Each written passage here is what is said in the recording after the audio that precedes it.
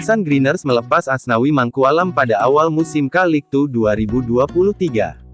Namun, baru satu pekan setelah melepas pemain timnas Indonesia itu ke Jeonnam Dragons, Ansan Greeners menyesali keputusan tersebut.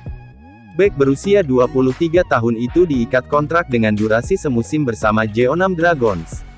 Tak hanya Asnawi Mangkualam, pukulan telak juga dirasakan Ansan Greeners FC yang juga harus kehilangan Robson Duarte.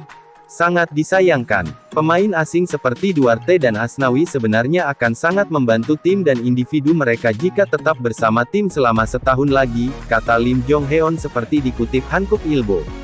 Pelatih Lim Jong Heon mengakui, kepergian Asnawi Mangkualam meninggalkan lubang di timnya. Dengan sisa waktu selama sebulan hingga awal musim, para pemain pengganti belum mampu menunjukkan penampilan sekelas yang hengkang. Akan tetapi, mereka punya potensi, tegas Lim Jong Heon. Perdebatan terkait TC jangka panjang timnas semakin memanas. TC ini akan digelar selama sebulan pada 1 hingga tanggal 28 Februari tahun 2023. Pelatih Persija Jakarta, Thomas Doll, menyoroti TC panjang digunakan oleh timnas. Dalam sesi jumpa pers jelang pertandingan melawan Rans Nusantara FC. Dia menegaskan jika TC panjang membuat pemain tidak bisa mendapatkan menit bermain yang cukup saat di kompetisi. Ini pentingnya kompetisi karena TC itu kan cuma latihan-latihan, tapi tak ada kompetisinya. Nanti mereka harus pulang balik, tapi mereka tak merasakan sama sekali kompetisi. Tak ada perkembangan, tak ada kompetisi dan bagaimana mau main di Piala Dunia U20, tegas Thomas Doll. Sindiran keras Thomas Doll ini akhirnya mendapatkan respon dari Ketum PSSI, Muhammad Iriawan. Melalui laman Instagram pribadinya @mochamadiriawan84, dia menjelaskan jika TC panjang masih relevan.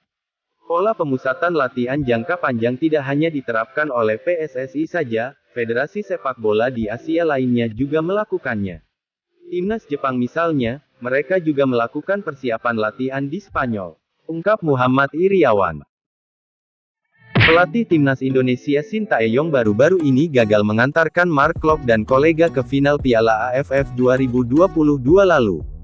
Sebelumnya sempat ramai dikabarkan, PSIS Semarang yang hingga saat ini masih belum memiliki pelatih kepala definitif berminat untuk mendatangkan Shin Tae-yong.